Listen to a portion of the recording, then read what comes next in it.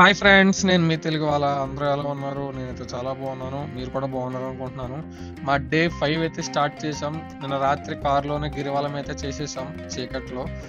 But okay, మాకు time అయితే అస్సలు సరిపోలేదు. పొద్దుట 5:30కి అయితే నిద్రలేచి అందరం ఫ్రెష్ అప్ అయిపోయి అరుణాచలం దర్శనానికి అయితే వెళ్ళిపోతున్నాం.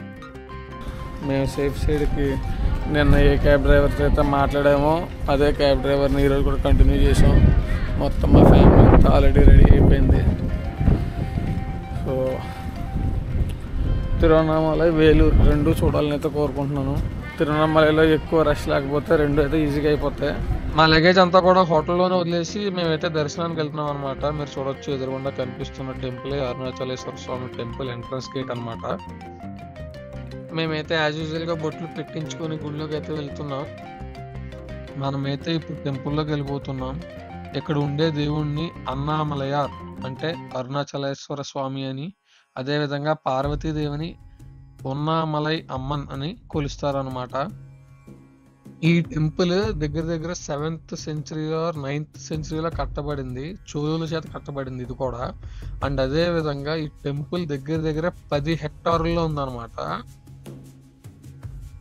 అసలు ఈ టెంపుల్ స్టోరీ దగ్గరకు వస్తే, ఒకసారి పార్వతీదేవి శివుడితో ఆడుకుంటూ శివుడి కళ్ళు మూస్తుంది అనమాట. అప్పుడు శివుడి కళ్ళు మూయగానే మొత్తం ఈ భూమి అంతా, అలాగే దేవతలకి మొత్తం అంతా కూడా చీకటి ఆవరిస్తుంది. దానివల్ల ఎంతో మంది రాక్షసులు కూడా పుడతారు.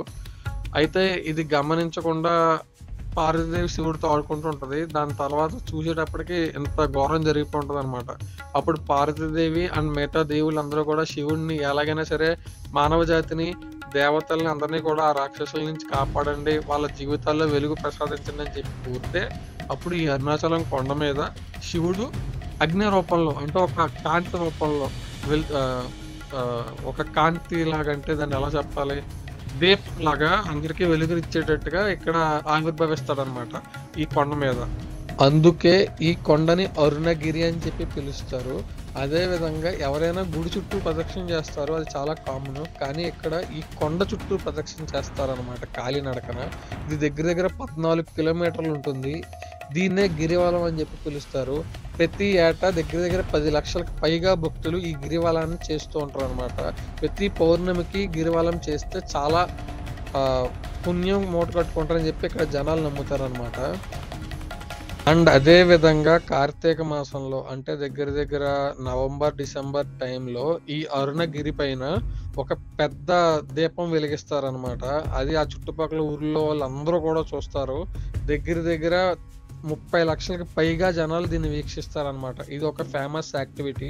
సో ఎవరైనా నవంబర్ డిసెంబర్ ప్రాంతంలో అరుణాచలానికి ట్రై చేస్తే కనుక, అరుణాచలాన్ని సందర్శించాలనుకుంటే ఈ యాక్టివిటీ ఎప్పుడు జరుగుతుందో చూసుకుని దానికి తగ్గట్టుగా ప్లాన్ చేసుకోండి. చాలా బాగుంటుంది. సో కరెక్ట్గా అరగంట మా దర్శనం అయితే అయిపోయింది. మెయిన్ దర్శనం అయితే సూర్యుడు కూడా ఇప్పుడు వచ్చింది. దర్శనం అయితే చాలా బాగా జరిగింది, ప్రశాంతంగా జరిగింది. ఎవరు కంగారు పెట్టలేదు. మేమైతే ఫ్రీ దర్శనానికి వెళ్ళాం కానీ అసలు ఎవరు మమ్మల్ని కంగారు పెట్టలేదు. చాలా బాగా జరిగింది. చాలా స్లోగా అలా నెమ్మదిగా వెళ్ళాం. ఇప్పుడే టెంపుల్ ఓపెనింగ్ టైం కదా, ఇంకా టెంపుల్ క్లీన్ చేసే వాళ్ళు కూడా ఇప్పుడే పని మొదలు పెట్టారు.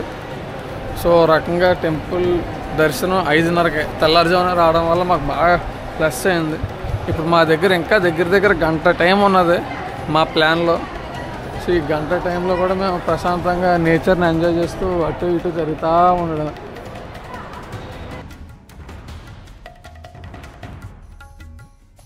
దీన్నే పాతాళలింగం అని చెప్పి పిలుస్తారు. ఇక్కడే రమణ మహర్షి గారు ధ్యానం చేసుకునేవారంట. చూడండి, లింగం చాలా దగ్గర నుంచి కనిపిస్తోంది. ఇది హోటల్ ఆలయం. ఇడ్లీ, గారి, ఒక అనవరం ప్రసాదం, ఉప్మా, గట్టె పొంగలి, 3 రకాల చట్నీ. సో ఈ హోటల్ ఆలయంలో మీరు కనుక రూమ్ బుక్ చేసుకుంటే కాంప్లిమెంటరీ బ్రేక్ఫాస్ట్ అనమాట. ఇందాక నేను చూపించిన మెనూ అంతా కూడా ఆ బ్రేక్ఫాస్ట్లో పెడతాడు.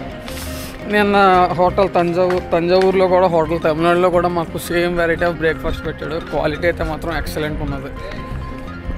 వాళ్ళు ఇచ్చిన కాంప్లిమెంటరీ బ్రేక్ఫాస్ట్ తినేసి హోటల్ చెక్అవుట్ చేసేసి మేమైతే వెల్లూరు స్టార్ట్ అయిపోయాం. మా దగ్గర చాలా టైం ఉంది. మేము వెల్లూరు కూడా హ్యాపీగా దర్శించుకోవచ్చు అనమాట.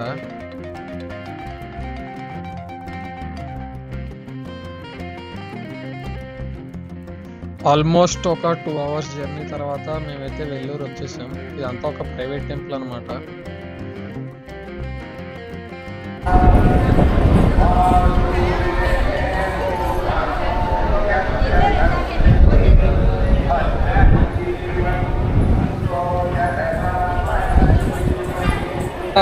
సో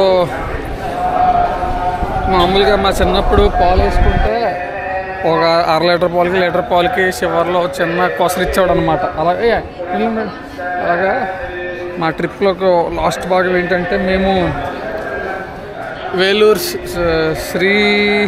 శ్రీపురం అనే ఒక టెంపుల్కి అయితే వచ్చాం. ఇది మాకు కొసలు అనమాట. టెంపుల్ అయితే మొత్తం ప్రైవేట్ టెంపుల్. ఒక ఆయన శ్రీ శక్తి అమ్మ అని ఒక ఆయన ఫౌండర్, ఆయన పెట్టాడు అన్నమాట ఈ టెంపుల్ అంతా.